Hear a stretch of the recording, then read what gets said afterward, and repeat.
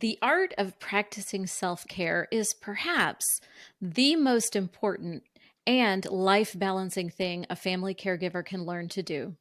Hi, I'm Liz Craven, and this is the Sage Aging Podcast. Welcome back if you've been with us before, and if you're new to Sage Aging, welcome. Whether you're listening to us via your favorite podcast app, maybe our website, or you're with us on YouTube, we're glad you're here. The first thing I'd like to ask you to do is to click that subscribe button to make sure that you're not missing any of the goods that we're delivering. We've got a very information-packed season for you, lots of great episodes ahead. And if you hit that subscribe button, then you'll never miss a thing. So welcome. So self-care. We're going to turn our attention to the caregiver today because you know what? You deserve that. We do pay a lot of attention to the things that you have to know. We pay a lot of attention to the all of the things that a caregiver deals with on a daily basis to care for somebody else. Well, guess what? Today it's your turn, and we're going to focus on care for you. And we are in for a treat today because today I have with me Susanne White. You might also know her as the Caregiver Warrior. Now, she was here with me before, back in episode 15, and we had such a great conversation and so much fun, and it was time to have her back. She's got some great things happening and coming up, so we're going to talk to her a little bit about that, but I am so excited to welcome Susanne to the podcast. Welcome back, Susanne. Thank you so much. I love being with you. It's so exciting. Well, we're going to have some fun today. So, those of you who are listening, go ahead and grab your cup of coffee, maybe a cup of tea, maybe a glass of wine, and let's talk self care. So, Susanne, before we get started, for those who didn't have the benefit of listening to the other episode yet, and I'll encourage you to go back and listen to that. It's episode 15. I'm going to link it in the notes for you below. But tell us a little bit about yourself and how did you find your way into the elder care realm?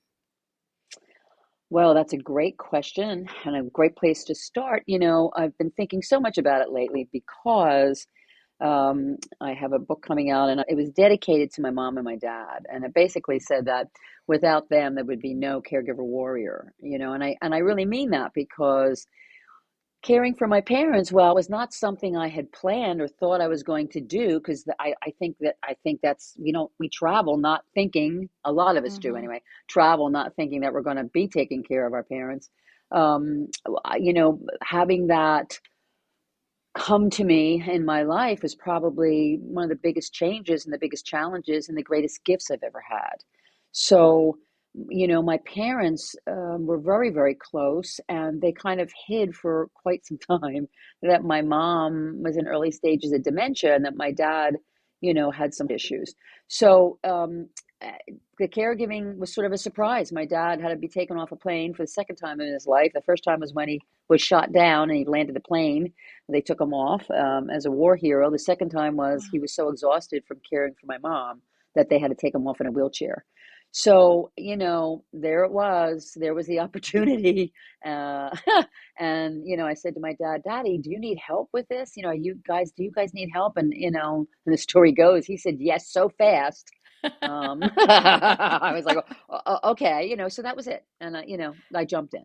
That's amazing that he said yes. And that's something to note because most of the time your loved ones are going to say, no, I'm fine. I'm good. I don't need anything because they're afraid. They're afraid to Yeah. let you in to see what's really happening. And especially when someone is dealing with any kind of cognitive impairment, there is a lot of protectionism going on. The other spouse is going to do everything they can to conceal to protect their loved one because they're afraid of separation and afraid of all kinds of things. So that's really important to note. Yes, and my parents were at complete opposite ends of the pole on this. My dad was, yes, give me help. I'll tell you how I feel. If I would ask him if I'd prod him a little bit, it's so appreciative. And then my mom was like, no, don't help me. I don't need your help. Go away. Yes. One end or So the other, that's usually where they are. I could talk to any type of caregiver on either one of those ends, you know. And what I was going to say before was I really appreciate that you mentioned the gift part of caregiving. And I think, of course, everybody's situation is different. And maybe there are Yeah. some that don't find the silver linings and the gifts. But what were those for you? So many. And yes, I know there are absolutely there are caregivers out there that, you know, caring for family members perhaps that traumatize them, or, you know, Right. my relationship with my mom wasn't great. We did not get along, but that was one of the actual gifts for me, which is why I want to encourage caregivers who are a Mhm. little hesitant, or, you know, carry a lot of baggage with them. You know, we all sort of have history and baggage, We especially for caring do. for family members, or even caring for someone who reminds us of our family members. You know, that can happen too. Um, Absolutely. yeah. So the gift for me was absolutely positively healing my relationship with my mom. I mean, we did a complete about face, and it wasn't anything she did. Um, it was what I did and how I had to change my life and my behavior, you know, to make myself less miserable, you know, Hmm. and make the entire situation, you know, effective and loving and kind. So I went through a lot of change in caring for my mom, and in doing so, I changed our relationship. That was the biggest gift of all. That's amazing. So, how did you come by the thought that, whoa, it needs to be me to change? Did you talk to somebody about that, or was that something that you came by? I'm laughing because I came by it very slowly, and it wasn't really pretty all the time. Well, isn't that the Um, nature of it?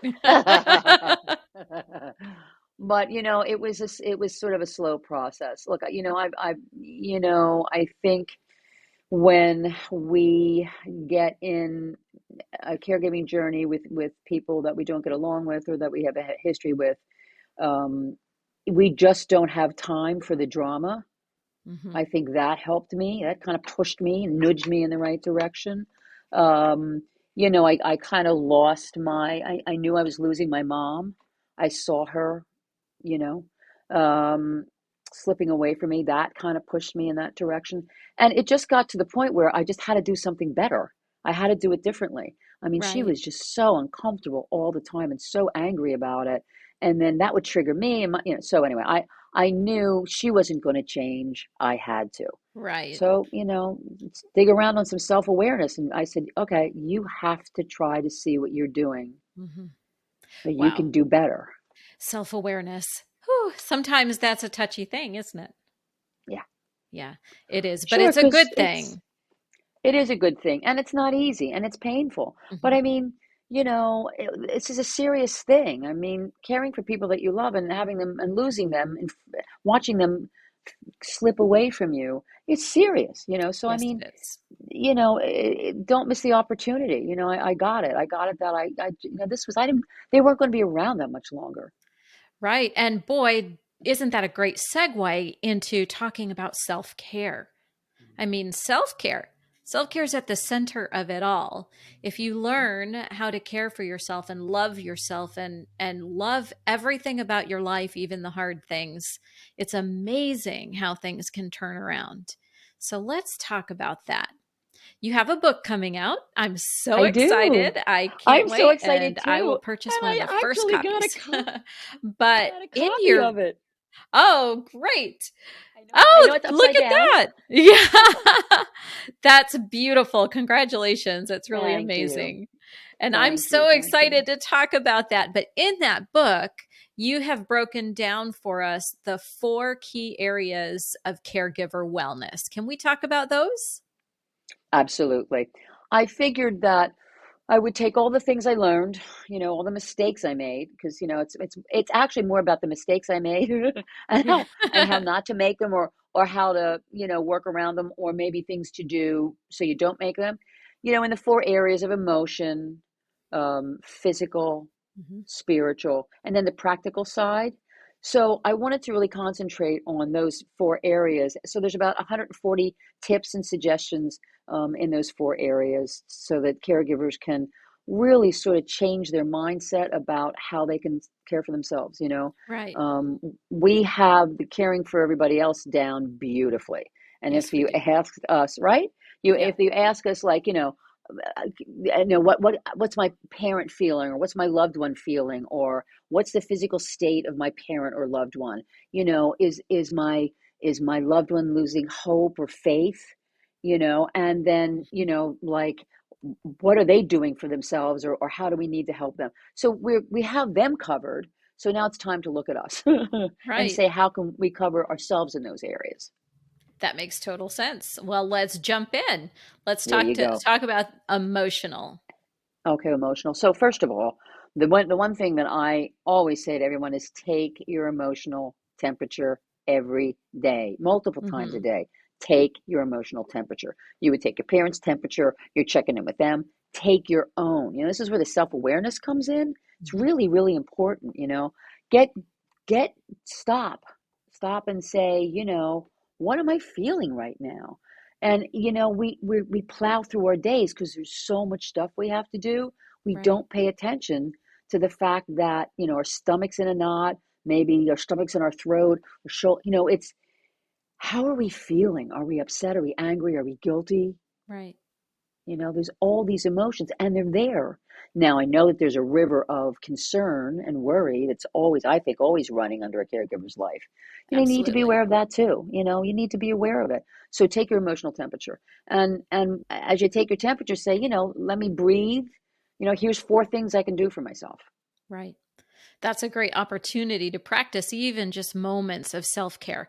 So did you find in taking your emotional temperature that you remembered to do that, or did you set reminders for yourself? How did that work for you? I did a little bit of everything, and I want everybody to try everything because everyone's different. We're all the same, but we're so different. Right. So I did everything. I would set timers, like, Mhm. during the day for little mini breaks. And believe me, the timer would go off like way before I thought it would. I would actually stop, and every time I was eating something, Oh, you know, that's a how am good I, time. how do I have 5 minutes to actually savor this meal? You know Yeah. what I mean? Like, what, Yes. is my stomach like up here so I don't want to eat anything? That was Mhm. my thing. My thing is when I get really nervous and upset, I can't sleep and I can't eat. Mhm. So, and by the way, scrambled eggs and mashed potatoes is like my go-to when I can't eat. I learned that on the road when I was in the music business.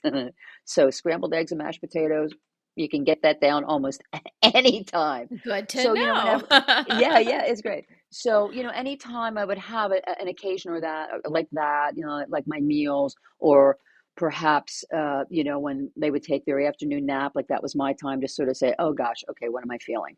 So, Right. whatever works for you, but find something so Mhm. that do it at least once a day.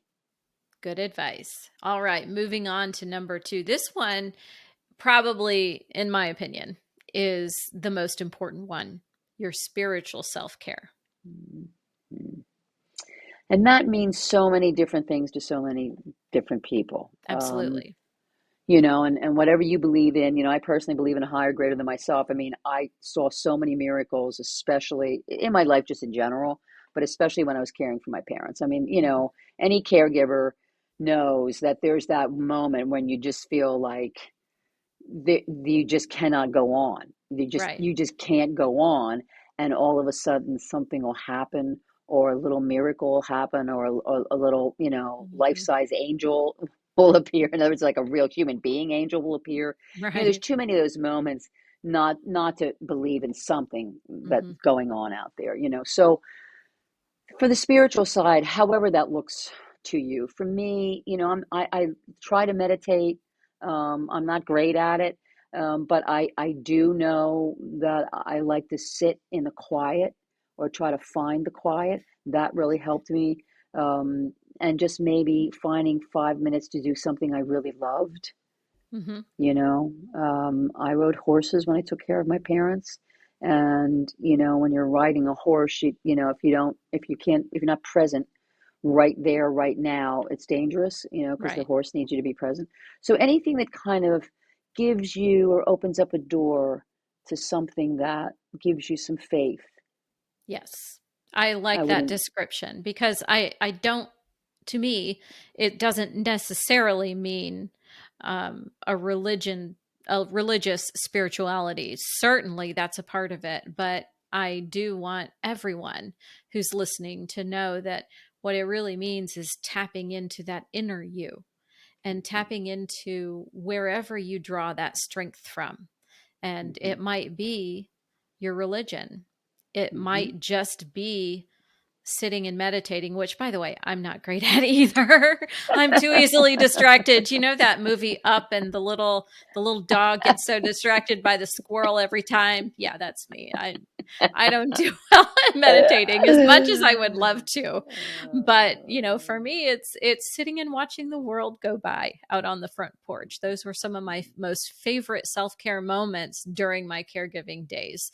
And that was because I could just watch people's normal lives walking Yes. by and seeing the children play outside after school and watching everybody get up in the morning and go to work and Hmm. watching a neighborhood go from super quiet to bustling and all kinds of activity and people walking Yes. their dogs. And that can be a spiritual experience too. And so it's, Absolutely. yeah, And just about finding that. finding that, and I loved Hmm. you said, the divine part of you, and I do really believe in the divine part of us. I think we have a Hmm. divine self, and I think that's that small quiet little voice, that's not insistent in any way, shape, or form. Yep. Whether you're like red flags are going off about a doctor you're seeing, Right. or a medication, or I just, a friend of mine, Jim Lanahan, who's on an Instagram. He's an amazing caregiver for his mom. And, he was just talking about the intuition about, a medication protocol he didn't feel right about, Right. and it's that sort of his divine self. And I think there's a part of that within us, and it's our heart, listen to your heart. I Yes. think that, um, I was raised Catholic, and I got some great rituals there. But the most important thing I got about it is there was something, there was like there's something in my heart and my soul, Hmm. that could really guide me if I was smart enough to listen to it, Yeah. because it's a really quiet voice, and if you're all kind of running around and crazy and frantic and, in crisis management, which we all are, Hmm. it's hard sometimes, but that's why you have to just pause a little bit, and say, Well, that takes you back to that moment of taking your emotional temperature. mm-hmm, These two go hand in hand. Take your temperature and then do something about it. mm-hmm, Absolutely. All right, mm-hmm. let's talk about physical self-care. I mean, they're all important.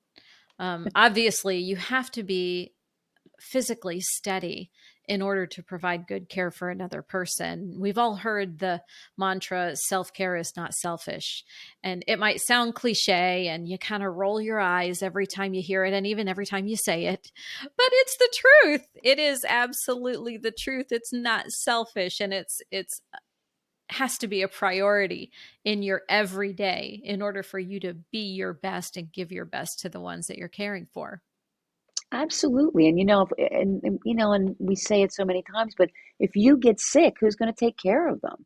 Right. I mean, if we're not paying, if I always caregivers, when they say, well, I don't have the time, I don't have the time to do a Zumba class, or do a little bit of yoga, or, and I say, if something would happen to my mom or dad, and it Hmm. always did, and so he would get a bruise, my dad, or something would happen, I would find the time to drop everything, call their doctor, go to the emergency room, whatever I had to do, whatever crisis I had, I always found the time. So Yeah. why couldn't I find time for me? Mhm. You can find the time, and if you don't do it, you can get sick or exhausted or tired. Mhm. We're all going to get caregiver burnout, but do you want to hit the wall at 20 miles per hour or 150 miles per hour? Right. It's up to us. So if we are as rested as we can be, if we're eating properly, instead, like, I love my chocolate and my sweets, But if I'm eating a balanced, healthy meal and treating myself, maybe with chocolate occasionally, if Yeah. I'm trying to, walk up the stairs or take a walk outside, just walking outside. My dad and I used to walk the hallway of his apartment building. Nice. We would do it a couple, it could be a mile, if you walk Hmm. back and forth and around enough, finding that. And it was great. We would carry on and laugh together. I would kind of I would dance in the kitchen with my mom. She Mm. loved How music sweet. up until the day she died, you know what I mean? And Yeah. put on the blues or Dr. John, and we would dance around the kitchen. They can do chair yoga with you. Right. You have to nurture your body, and it really stamina is really important, and the only way we're going to can have great stamina and resilience is if we're in great physical shape, Absolutely. you know. The worst thing to do is to find yourself in a position that you need a caregiver yourself, you know, trying to care Yes. for this one. So let me bring this one in to care for me while I care Yes. for you.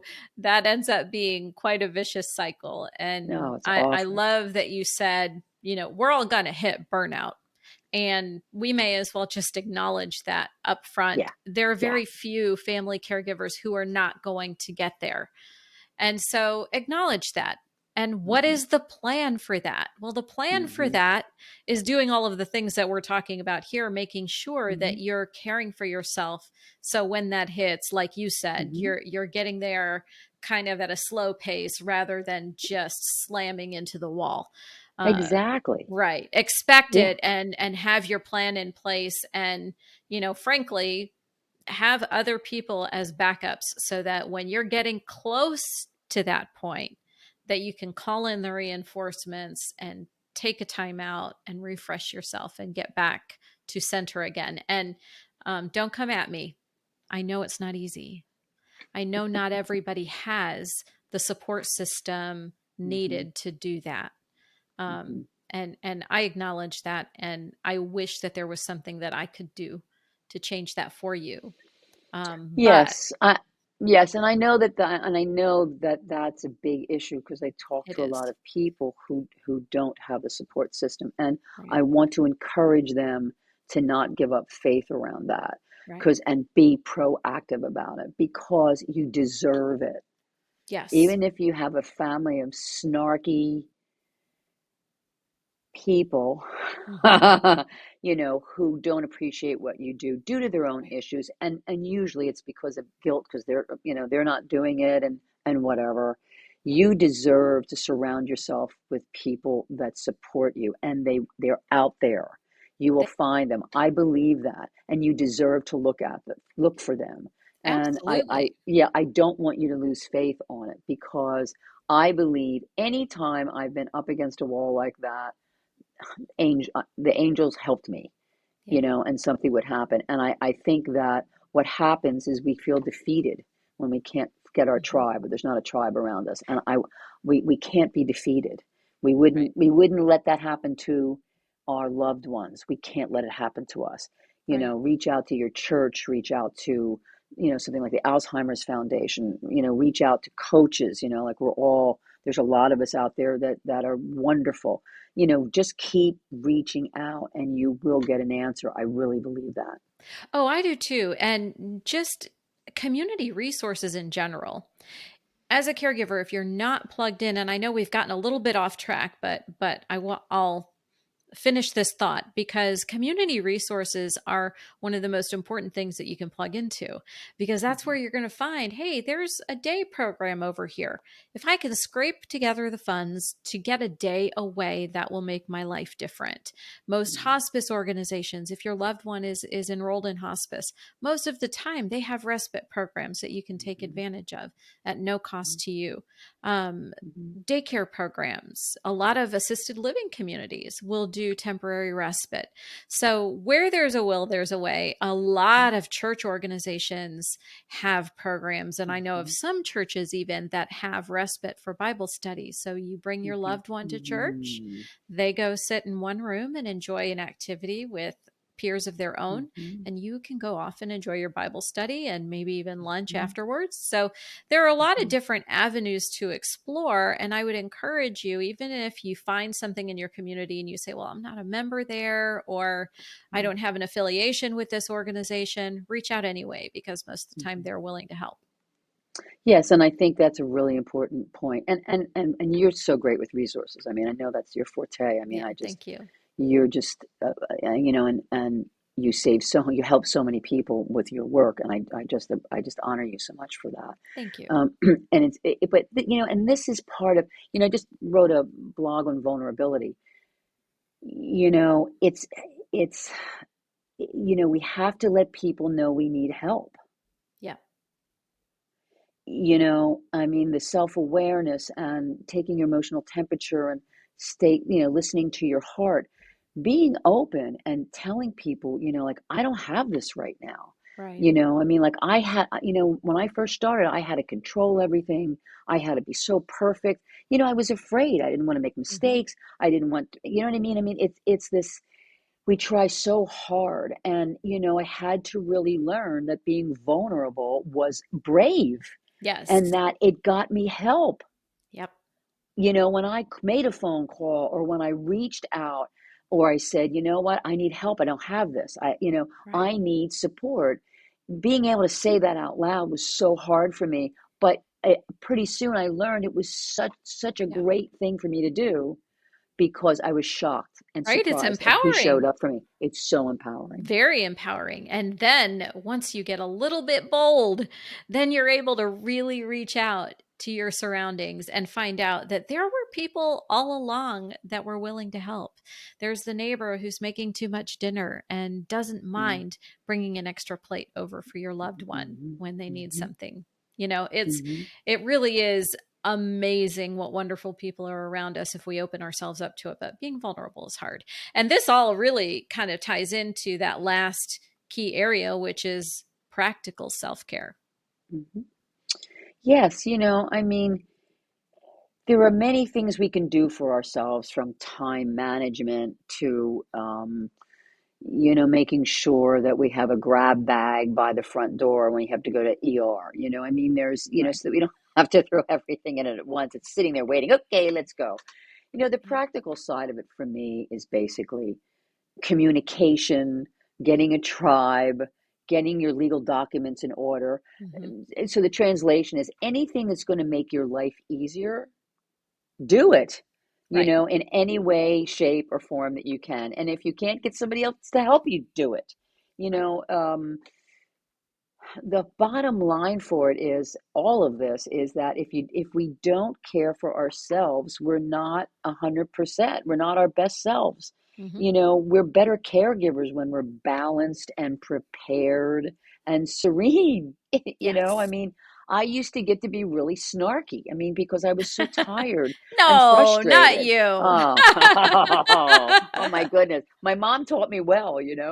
So, I had to really find out, I had to constantly ask myself, how am I feeling emotionally, Mm-hmm. physically, and spiritually? And what do I need right now to feel better? Right. And sometimes it was just a simple thing of, let's do the meds now for 2 weeks. Right. So you don't have that every day, and that's something that you learn and something that I share Mm-hmm. in the book because, I found out, like, yeah, make the meds up for 2 weeks. Right. So you're not struggling every night. Make sure that all your paperwork is in order so that you don't wake up at 2 o'clock in the morning, and go, Mm-hmm. oh my gosh, what happens if, the what Right. happens if, anything you can do to get yourself out of the what happens if Right. thing that we do, I applaud and I encourage. Did you find lists or a whiteboard or a bulletin board of some kind? What helped you to stay the most organized? Well, the one tool that worked a lot for us until my mom could no longer understand it, which was a moment for me, seeing her struggle with that, was that big Staples calendar. Yes. that you can put on the refrigerator, that has about a yard where you can write in 14 things in Right. big bold letters, and then you Uh-huh. can scratch it through, and then that kind of tool I found really helpful. And yes, I'm a list taker. I love writing things down, Me too. and checking them off. You know what I mean? Journaling. I think Yeah. having a journal, and get yourself, one of those books we had in grammar school, or middle Hmm. school, or whatever school it was. I'm dating myself, and write that stuff down. Yeah. Yes, I mean, lists were really important for me in different areas of my life. Yeah, it really helped me. Oh yeah, I'm a list taker. I love lists. I have notebooks all over the place, and I can't say that I'm as effective as at completing the lists as I am making them. But Hmm. at least things don't Hmm. fall through the cracks. I still know they Hmm. have to get done. It just might take me longer to Hmm. get there. And Yeah, that's a exactly. part of it. You have to be able Yes. to say, okay, I acknowledge that these things need to be done. I have that list sitting in front of me, but I also acknowledge that I'm one person and can only get so Hmm. much done. And Hmm. that's a part of self care too, recognizing what your Hmm. limitations are and honoring that in yourself. Hmm.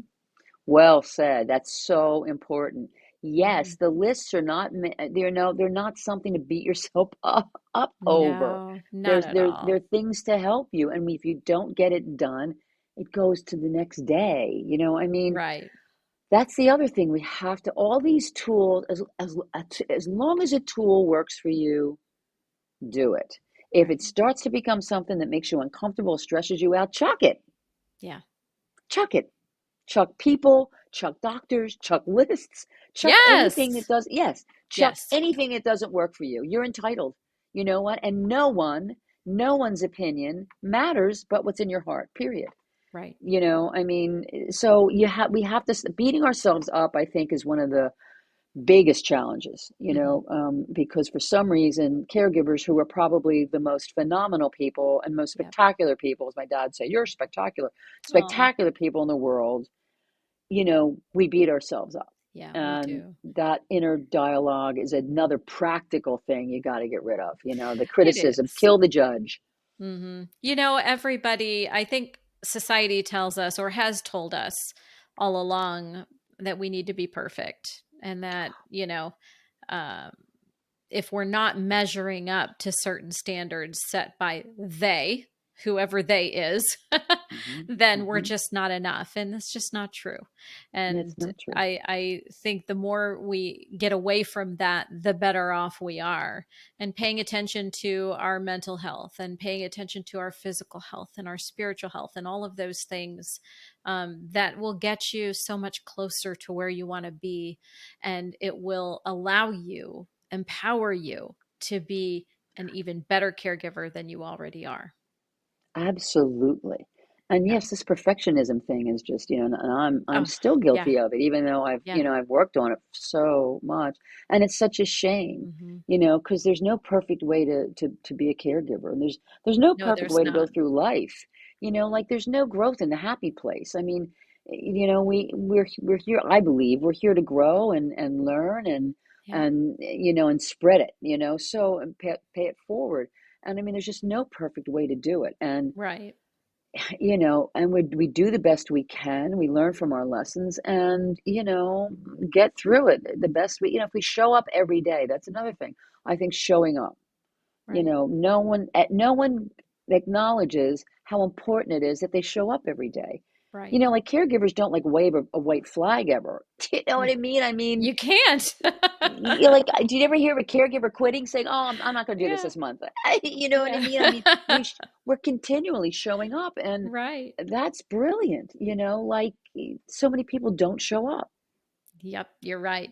Well, let's end on a happy note. Tell Yes. me about one of the most fun caregiving moments that you ever had with your parents. Oh, you mean more funnier than dueling wheelchairs? I had them both in wheelchairs at one point. I mean, oh Yeah. my God, anybody who's done it knows it's just like holy moly, and Yeah. okay. So,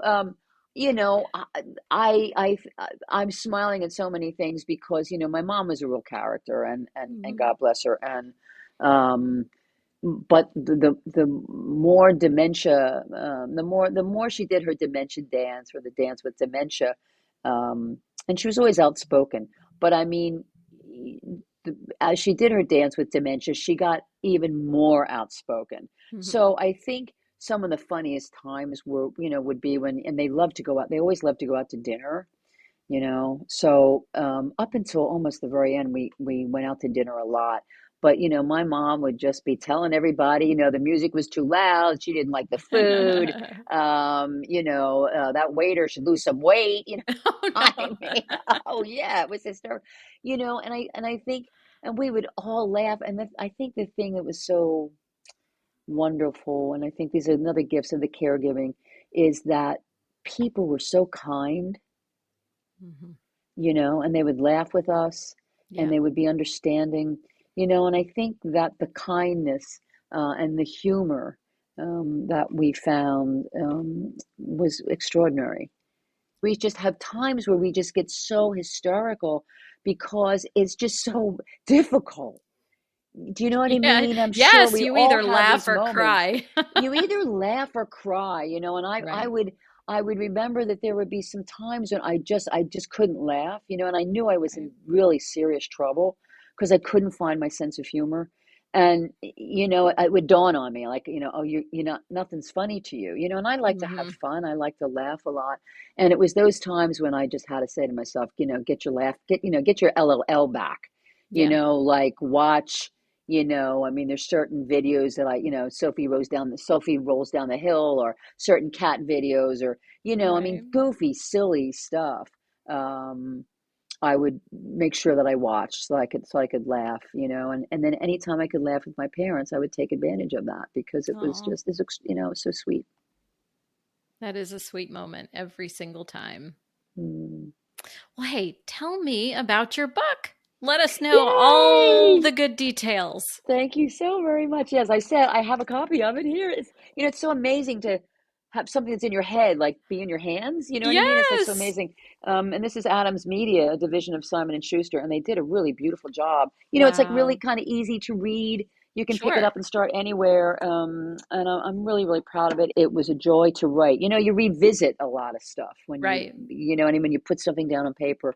And I wanted to really serve caregivers well. So I really, dug around in my own life. And so I'm really proud of it. So thank you so much for asking me about it. Oh, you're so welcome. And I'd encourage everybody to get your copy. By the time you hear this, it will be ready to go and you'll be able to order your copy.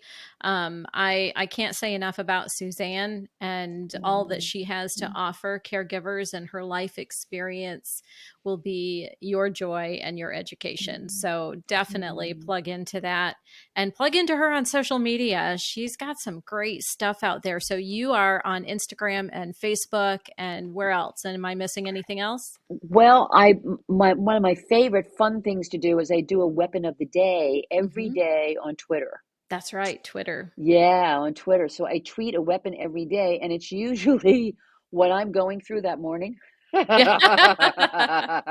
It's usually something I need to hear. That's a You know great what way I to do mean? it. It is, a lot of people really, I know you're really good. Like, people do stuff ahead of time, but I'm like sort of like, okay, I think Mondays is going to be, because, and this is lovely, it's very true for you and me, is that Mhm. you can struggle in the morning, but Yeah, you can still have a really good afternoon. 100%. Keep the faith. You know what I mean? So it's Mhm. little weapons like that every day. So I love that, and I hope it helps people. I love your weapons. I think they're fantastic. So I Thank will you. put a link to all of her social accounts in the show notes, the blog post, whatever description, wherever you're listening, look in the description below and you're going to find that there. We'll make sure that you can connect with Susanne.